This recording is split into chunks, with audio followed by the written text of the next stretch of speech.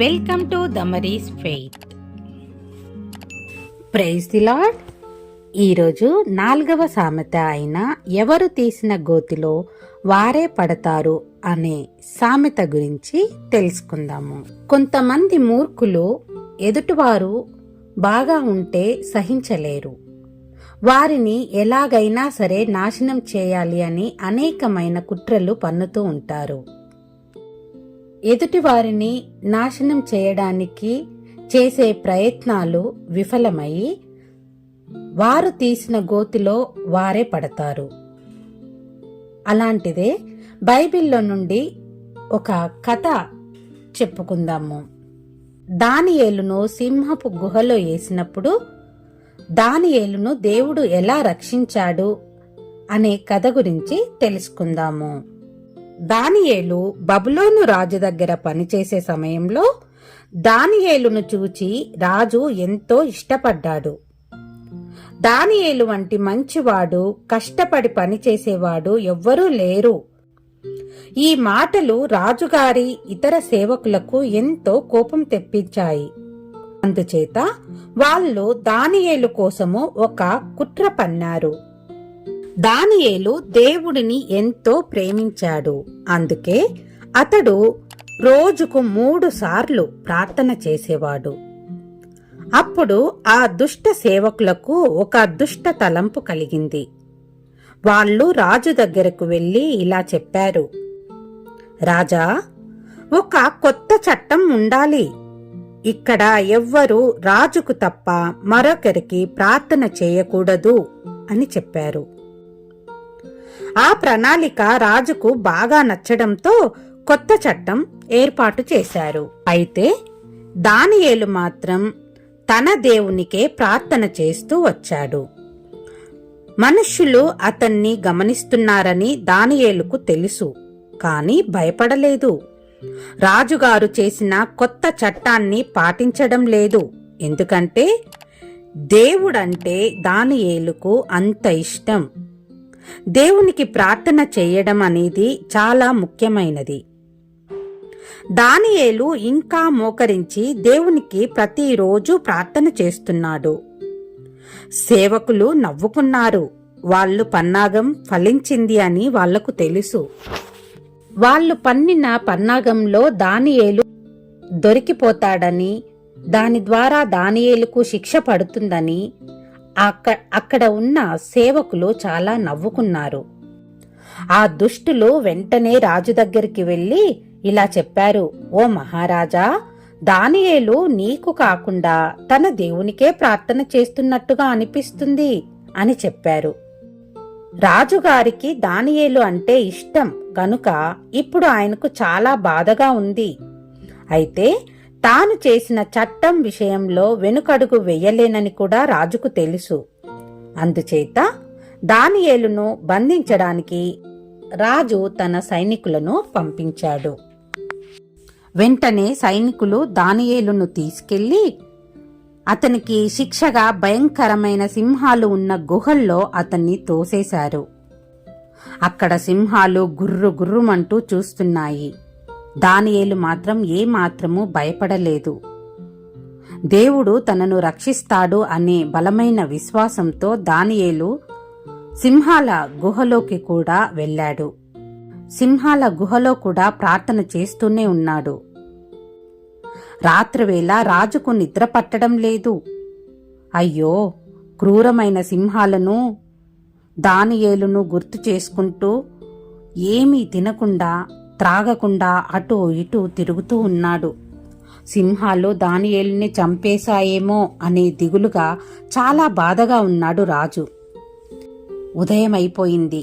ఇంకా ఉదయకాలమే లేచి తన సైనికులను పిలిచి వెళ్ళి దానియేలు ఎలా ఉన్నాడో చూడండి అని కొంతమందిని పంపించాడు.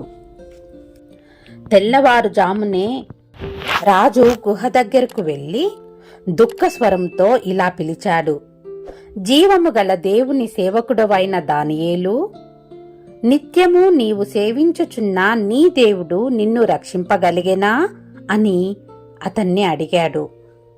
అందుకు దానియేలు, రాజు చిరకాలము జీవించునుగాక నేను నా దేవుని దృష్టికి నిర్దోషినిగా కనపడితిని గనుక ఆయన తన దూతను పంపించి సింహములు నాకు ఏ హానియో చేయకుండా వాటి నోళ్లు మూయించెను. రాజా, నీ దృష్టికి నేను నేరము చేసినవాడను కాను గదా అని అడుగుతాడు. అంతే, ఇంకా రాజు దానియేలు చనిపోలేదు అని ఎంతో సంతోషించాడు. దానియేలును గుహలో నుండి పైకి తీయండి అని ఆజ్ఞ ఇచ్చాడు. వెంటనే అక్కడున్న సేవకులు దానియేలును బయటికి తీశారు. అతడు తన దేవుని యందు భక్తి గలవాడైనందున అతనికి ఏ హాని కలుగలేదు అని రాజు నమ్మాడు. రాజు ఆజ్ఞ ఇయ్యగానే దానియేలు మీద నింద మోపిన ఎవరైతే ఆ మనుష్యులు ఉన్నారో వాళ్ళని తోడుకొని వచ్చి సింహముల గుహలో పడద్రోయండి అని చెప్పాడు. వెంటనే సేవకులు వెళ్ళి వారిని తీసుకొని వచ్చారు. వారిని, వారి కుమారులను, వారి భార్యలను పడద్రోసి వారా గుహ అడుగునకు రాకమునుపే సింహముల పాలైరి. వాళ్ళని ఆ గుహలో పడేయగానే వారు ఆ గుహ అడుగునకు రాక మునుపే సింహముల పాలైరి. సింహములు వారి ఎముకలను సహితము పగులగొట్టి పొడి చేసి తినేశాయి. చూశారు కదా, దానియేలును నాశనం చేయడానికి ఎవరైతే కుట్ర పన్నారో, ఎవరైతే గోతులు తవ్వారో వాళ్ళే ఆ గోతిలో పడిపోయారు. మనం కూడా దేవుని బిడ్డలకు హాని చేయాలని తలంచిన ఎడల దేవుడు తప్పకుండా వారికి ప్రతీకారం చేస్తాడు.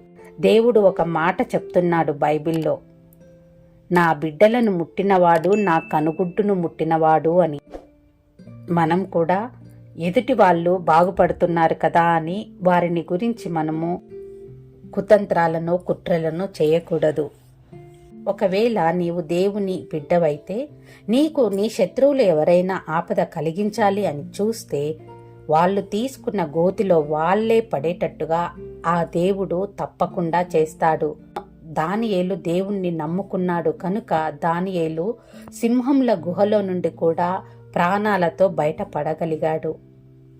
మనము కూడా మన జీవము గల దేవుని యందు విశ్వాసం ఉంచితే దేవుడు తప్పకుండా మనకు కలిగే ఆపద నుండి మనల్ని రక్షిస్తాడు.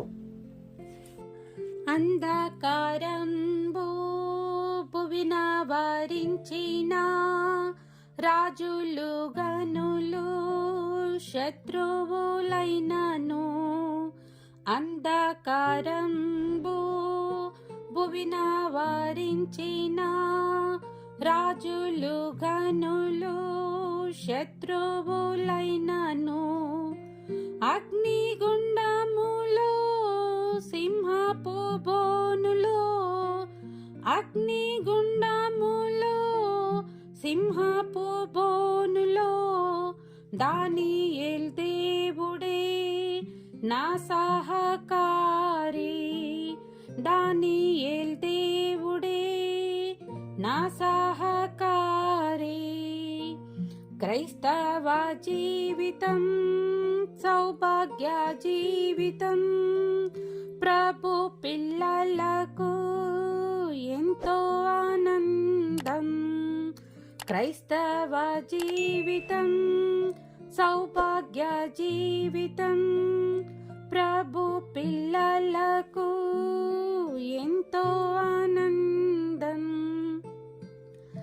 కష్టములు వచ్చినా, నష్టములు వచ్చినా, కష్టములు వచ్చినా, నష్టములు వచ్చినా, యేసు ప్రభువే నా సహకారి, యేసు ప్రభువే నా సహకారి.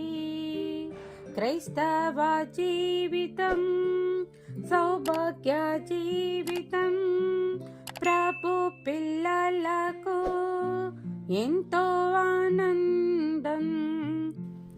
మనం కూడా మన క్రైస్తవ జీవితంలో ఎలాంటి ఒడిదుడుకులు ఉన్నప్పటికీ, కష్ట నష్టాలు కలిగినప్పటికీ మన దేవుణ్ణి విడవకుండా ప్రతిదినము ప్రార్థించే వారంగా ఉండాలని దేవుణ్ణి కోరుకుంటున్నాను. దేవుడు ఈ యొక్క వాక్యంను ఆశీర్వదించునుగాక. ఆమేన్. ఇలాంటి మరెన్నో బైబిల్ కథల కొరకు please like and share, subscribe my channel. Thanks for watching. God bless you all.